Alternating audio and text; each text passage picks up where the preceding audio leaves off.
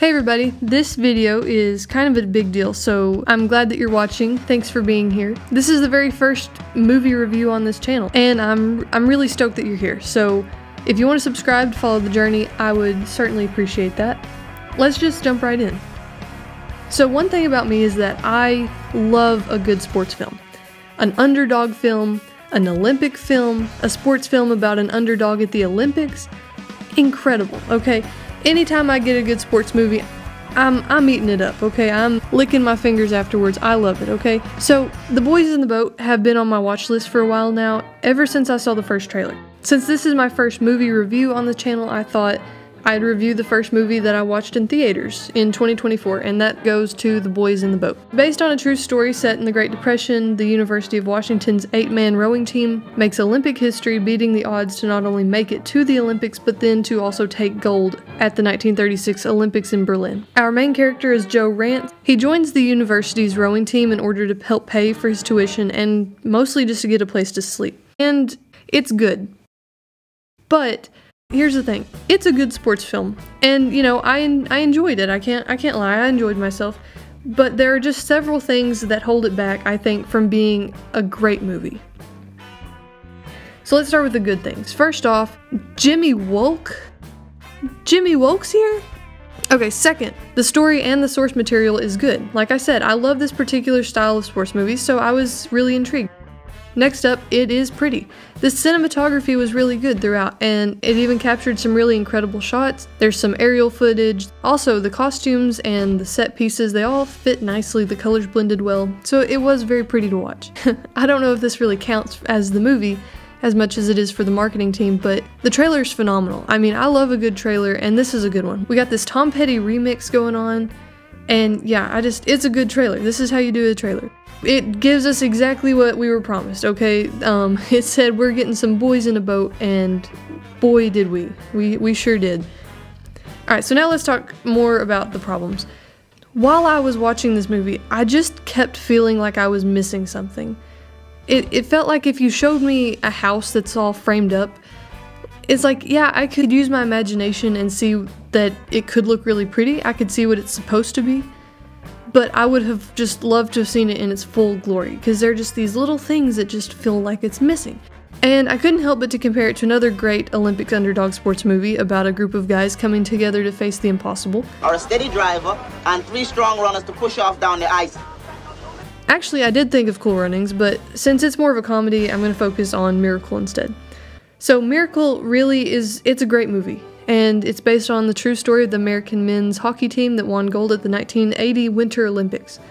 And at least for me, Miracle hits all the right marks. I always feel totally invested in the story, submerged into the settings, and these two movies have quite a lot in common, mostly the fact that there is a large group of young men stepping up to the highest level and achieving the impossible by winning gold. So why is it that I cry here? And I just sort of smiled at the ending of this one. And really that brings me to what I see as the biggest problem. The characters across the board are just so nothing. I never felt like there were really any obstacles. I couldn't really invest in their story. I mean, besides my patriotism and my love for sports movies, I mean, if this were any other subject, I just don't know that I would have cared. And comparing that to Miracle, Miracle is an entire hockey team. There's like 20 guys on that team, and yet they still have time to develop several of the characters, you know, so you actually care about them, you know their names, some of their backstories, you care what happens to them. It feels more real, like these are real people, and each of the characters are so unique that you get caught up in it, and that's how you're supposed to do it. The characters in Miracle, they're fleshed out so well despite there being so many of them. You feel their joy, you see how hard they've worked to get here. But in The Boys in the Boat, there's only 8 of them on the team, and I only know the names of Joe, Roger, and the Piano Man. I can't even tell you right now as I'm writing this what the coach's name was. So Joe is our main character, but after 2 hours, I still don't know anything about him. I only know some of his surface level needs. I know none of his wants. I don't know anything about his character. You know, sometimes I'll think maybe he's this, and then like the next scene he does something that contradicts what I just thought, so I really don't know anything about him. Here's what we do know, some facts. He's living in a car because his father left him, and so he's been on his own. He can't find work because of the Great Depression, so he patches holes in his shoes. He can't afford his tuition, and he wants to be an engineer when he graduates. Mostly, he wants to be a better man than his father was. This creates a pretty big problem when at the end of our movie, our main character has no character arc, no development of any kind, and we may or may not even know if he gets what he wants because who the hell knows what he wants? I want my seat back. You know, for a sports movie to not develop any of its characters is a bold move, but perhaps not a good one. In general, sports and athletics push these athletes to their physical, mental, and emotional brinks and test their limit. That's one of the reasons that we love to watch sports movies. We still like to be inspired by how much effort somebody else is investing. You know, that's the glory of movies, is that we get like an hour and a half to 2 hours to sit down and learn everything we can about a character. Show me this athlete and give me their backstory and show me how many times they failed and how many people told them they're not going to make it and how many challenges they had to overcome. Then I would be a lot more invested and I might cry with them. I might be celebrating with them or cheering them on, but learn their wants, their needs, who they are on the inside, so that way whenever they win, or even if they don't win, when they accomplish what they set out to do or find success, we are experiencing that happiness with them because we understand their character. You know, we get that release when the person we've rooted for this entire time finally gets what they want. There's also this moment towards the beginning of the final act when they are on a train headed to the Olympics, and Joe just gets super moody for, you know, conflict. He gets in a fight with one of his teammates after the guy insulted him, which is another thing that I just did not get at all. And the person I watched this with also was just really upset at this scene because I understand people can be bullies, and bullies don't have to make sense, but, you know, I went to public high school, I was around dudes, and sometimes dudes are just stupid, and sometimes they're just rude for no reason. But like, this dude on his team on the way to the Olympics, who has never once shown any signs of like bullying tendencies, you know, Joe has never once been singled out at all throughout this entire movie, and then just like on the train, this guy insults him and calls him Hobo Joe. Joe's ready to fight, and then he goes and calms down, but then the guy comes and apologizes and is like, oh, actually, I steal my clothes, because if I didn't, I would look like you. It was like such a half-assed attempt at trying to be relatable. I don't know, it was so out of left field. Also, I don't know any of the teammates' names. You know, and that's what's so weird, and I keep comparing it to Miracle, because on Miracle, there are 20 guys on that team, plus I know all about the coach and his wife and his children. You know, so it's not just these guys. I mean, I probably couldn't name all 20 of the guys on Miracle, okay? Like, let's be real. But at least I'm familiar with their faces, and I know who their personalities are based on just their appearance. There's a scene at the very end of the movie when they won gold, and they're passing this wreath around each of them. And we're getting a little moment on each of them, and it's like focused on their faces. And some of these guys, I'm convinced that I've seen them for the first time during this scene. I don't know their names, I don't know anything about their personalities. It's just really strange. So there's a character named Roger who's presented as a friend of Joe's. They sit next to each other in class. The one that hears about the team. So he goes to Joe and he tells Joe about it. They both go to practice together. They both make the team. He's established as like a friend of Joe's, and now they're on the team together. And then we just never hear from him again. Like, pretty much at all. He just sort of blends into the extras now. There's also the girl, Joyce. She's the love interest, and I don't think I've ever seen a guy so uninterested. Just absolutely zero chemistry between the two. Joe and Joyce are just so static. What is her wants? What is her needs? Really, she has no other wants other than she just wants to date Joe. So another problem that I had was there just seemed like there were so many like missing scenes that just, they act like something big and important is going to come of it, and then it's just dropped. It's never brought up again. There are several things like this throughout that, like, we start off with Roger, he's presented as a friend, he gets a backstory, and then we just never hear of him again. There's also a scene towards the end before they go to the Olympics. The coach is looking through the locker room and he notices the boys' shoes. Several of their shoes have holes in them.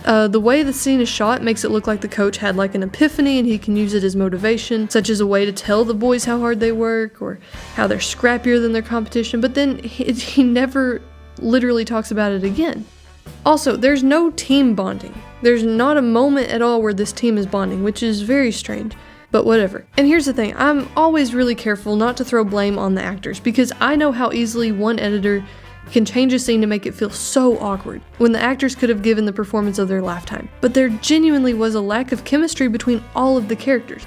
You know, I cannot figure anything out about Joe. His relationship with his girlfriend is so sterile.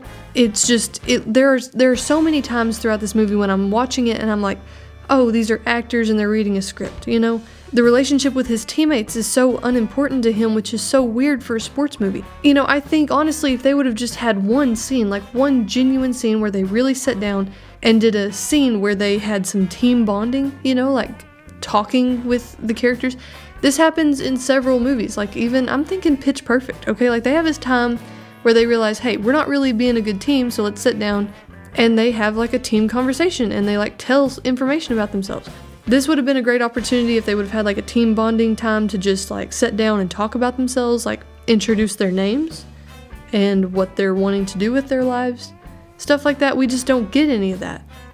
And I'm not saying the actors are bad. I'm not saying the actors were bad. I think they might have also been struggling with how little character development there was. Like how would an actor bring a character to life that is just so one-dimensional on paper? Really, my biggest problem is just the character development is just, there's just a lack of character development, and that really bugs me because sports films, we're supposed to have this really big release, we're supposed to really care about our characters. Also, I was going to mention about, I went and watched this movie with my family, and my mom, I was complaining to my mom about how I said I felt like Joe didn't even want to go to the Olympics. And she was like, okay, no, I think he did, but like, there's this whole scene where he sees his dad and they have a confrontation, and that really throws him off. For the rest of this, he's really moody, and I just thought that it was him being like, I thought it was poor character development for one. But anyways, my mom took it to mean that like the rest of all of his moody, broody attitude is just him mad at his dad. Like his dad, seeing his father really messed him up and really threw him off of his game.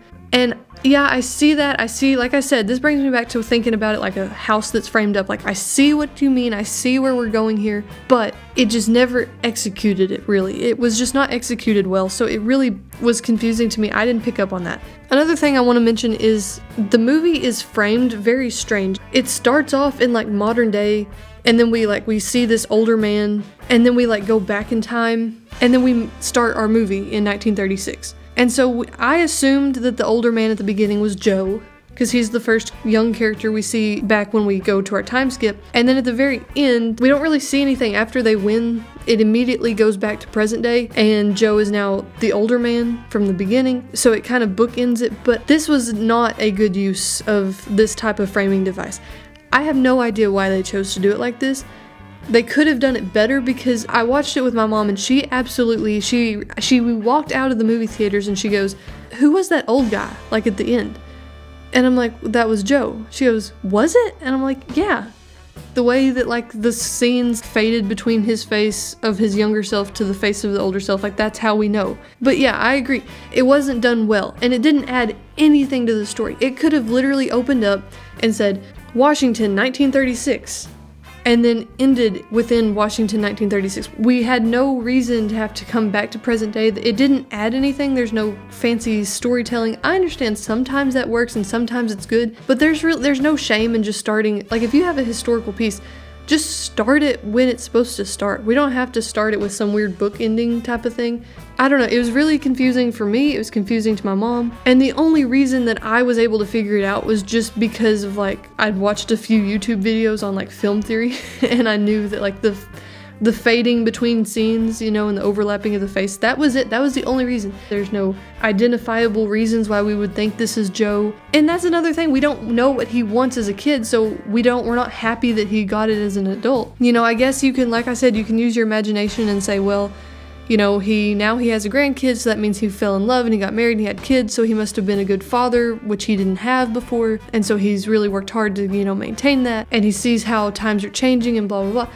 Yeah, you can imagine and you can dig deep, and like I just did, that took a second. I could dig deep, I could figure out something, but I'm a big fan of show don't tell. Sometimes you gotta tell some things, and sometimes telling isn't verbal. Sometimes telling is showing things on screen.